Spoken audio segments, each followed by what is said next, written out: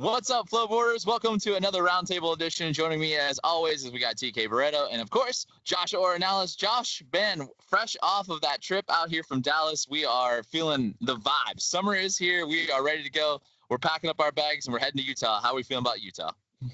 Summer is in full swing. It was spicy in Texas. It's hot outside in San Diego, and we're ready for Utah. Can't wait to go see all the crew out there. Yeah, 18 years of dedication to being on the Flow Tour. It has been absolutely amazing. We missed 1 year because of COVID, but almost 20 plus years of being out there for a wave, a 3-jet FlowRider. TK, you grew up there for many, many years. Let's talk a little bit about Utah from the Utah native. Oh man, it's like I'd call it like the adult fun center. You got skydiving, surfing, rock climbing, there's food, there's bowling, there's a bar, all in one location. And you can sleep right next door across the street. You don't even need to rent a car. It's like the perfect location. It's the perfect wave. It's just closed on Sundays, which is kind of annoying. But otherwise, my time out there was awesome. I've only ever worked on 3 jets, and I'm finally happy to be on a wave that I have more room, because no offense to any other waves, but having a 3-jet all to yourself is the best in the world. And I'm so excited to go back home. Yeah, we know for sure you're going to be on that iFly. The second you get off that way for your pro runs, It's going to be a fun one. Of course, we'll be live streaming the event out there as well. Josh, we get to go out to one of our favorite locations for sure. Talk a little bit about Sean Hancock and his crew out there. Oh, I mean, only one way to describe Sean and everyone out there, legends. I mean, Sean has been a staple of the sport, and just the local riders. You know, sometimes they don't get to travel as much, but they always throw down at that Utah stop. They know how to ride the triple, which makes it awesome to see, awesome to judge. You got David, that's his home wave. You got Jake Chipman, that, you know, he's a world champion. You got Logan. I love that 540 big flip across the wave. Oh, we have a special guest. There's the kitty. Yeah. I might have a special guest for waiting. We'll see. No, just all the riders. D out there. You know, there's multiple world champions. There's a reason it's been a training ground for top riders. And yeah, I mean, it's a beautiful wave. And Sean, always top-notch service. You know, he's great to the community. And I think we're going to hit some iFly, right? You know, that's always so no, always a good time. I can't wait to get out there. Yeah, we've got iFly, we got Costa Vida next door. I mean, it's one of those venues that you've gravitated towards. You've been there for many times, and you keep going back because you want to be a part of that next experience where it really kind of shines and things like that. So we're looking forward to some great riding out there. We've got kind of a close championship points between the Newman brothers, as expected. Do we have any heavy hitters going into Utah? Yeah, I mean, like you said, right? I think in pro men flowboarding, there's 3 guys in the top spot. You got Nate, you got Luke, and you got Scott, the reigning champion from last year. So, you know, that's nice and tight.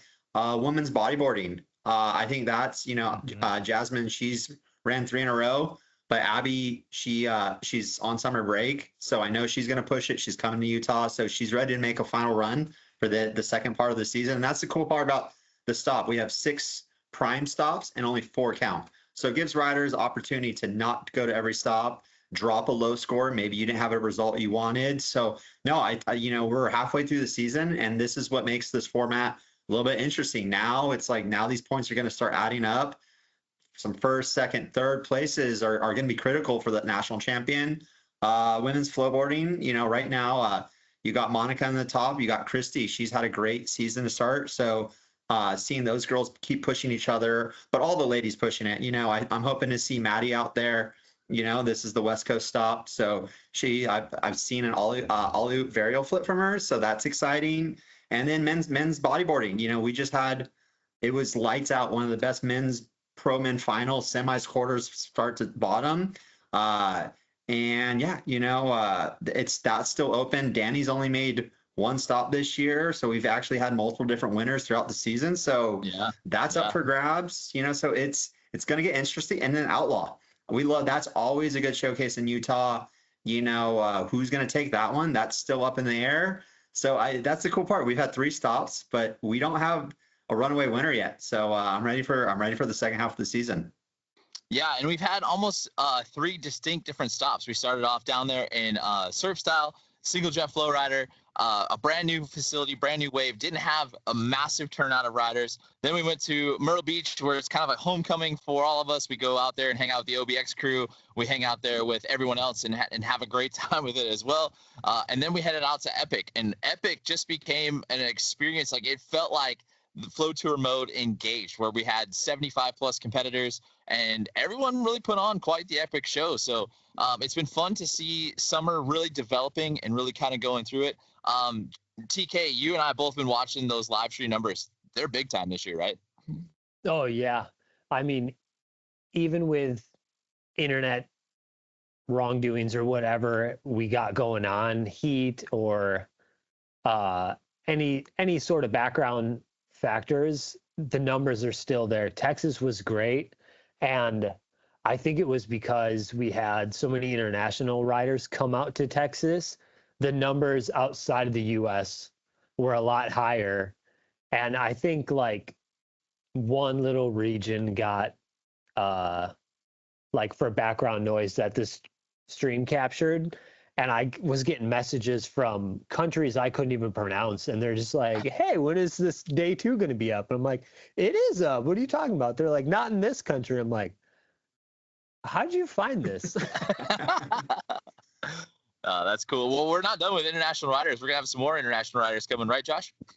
Yeah, we already have 2 confirmed riders from China, which I'm super pumped. Ooh. So already, we talked about it in our post-flow show a couple different times. That's been the trend of the year. International riders coming and taking part in the U.S. Flow Tour. So it's not just U.S. sport. It's a global movement. You have the World Flowboarding Federation pushing out, trying to connect venues, connect riders. So I'm really excited to see. We've had the U.S. support, but we're growing, and that's the best part. And riders are making this their vacation to come spend time and challenge themselves against some of the best U.S. riders. Yeah, they really bring it every time. You never know what to expect. We've seen riders from Finland already this year. And of course, we had Patrick coming over. It was such a treat to have him come over there as well. Big time for that social media influence, because he is so very, very social into it. So it's been always super, super fun to experience that. Josh, we head to Dallas afterwards. Any final or any beginning thoughts on Dallas coming up? No, we're pumped. We already did a site visit, so we're laying the groundwork. This is the first time having a contest at the Cove in Little Elm. So we're really excited. The venue's pumped, the city's pumped. So that's always a good thing. Working with municipalities is city funding helps us, so we're really pushing that practice time. There's going to be 2 hours on Saturday and Sunday. So shout out to the venue for making that happen. And there's always going to be learning curves when you go to a brand new venue, but the best thing we can do as a community is show up in numbers. And with Texas being a spot, I'm fully confident we're going to have, high numbers in that stop. And yeah, Texas is always great. Everyone showed up at Epic. We're going to show up at Little Elm, and then that leads us right into the final contest at Oklahoma City. And then we're going to crown some national champions. Yeah, we are looking forward to it. That halfway mark of the season means it's go time. It almost kind of is a bittersweet too, because summer is almost over too at the same time. So as soon as it gets fired up, it seems like as soon as it starts to wind back down. So we'll have a little more conclusions. We'll be heading back to Baja Mar. I know I'm excited for that one. I've got that one circled on my calendar for sure. We're looking forward to the rest of the season. TK, any final thoughts as we pack up and go for the second half of the season here? No, not really. I'm just so looking forward to going back home again. I always love going back to Utah, and I'm a little worried with Texas and the heat because it hasn't gotten any colder out here in Florida. Luckily, the rain's cooling us down, but it's just like the last 3 stops: Utah, desert; Texas, dry heat, and then we go to Oklahoma, which is almost like Utah. So. And there's no shade whatsoever. But no, I'm stoked for the halfway mark, and I just got Utah on the brain. That's all I got going on right now. For sure. Josh, what about you? Final thoughts of the second half of the season? Yeah, for me, it was a strong push right at the start of the year. So to have a month off between the stops, you guys might have saw the guests. I got to foster some puppies. Little wink right here. Good friend of mine. Thanks to my lovely girlfriend, Christy. But I'm ready. Second start, we're going Utah, Texas, OKC. So Let's see some fireworks, and yeah, I'm fired up. It's not like you said, it's summertime, but once halfway, it just goes quick. So really pumped to see everyone. I've got my parents' flights confirmed. They're not driving anymore, so they're coming out. And yeah, super. Always fun to see the crew, see new riders, and yeah, let's see some fireworks on the wave. Utah's always showcases some of the best riding, and I want to see some big tricks going across the wave. Yeah, don't forget, if you are going to join us this season, make sure you guys email Josh at FlowRider.com. Let us know what divisions you're going to come sign up for. It doesn't mean you have to make that payment right away. Just means we can get you in and locked in, and then once you get to the venue, you can settle your final payments and things like that. So don't forget to register early. That way we can keep the stack update ready to go so everyone knows their heats and formations and things like that. We can keep everyone's travel times updated as well. So we're looking forward to it, boys. I can't wait to see you guys out there in Utah. Yeah, as always, make sure you guys like, subscribe, and follow us here at FlowRider Inc. Josh Ornelas, TK Barreto, Andy Hazy. We'll see you guys on the next wave.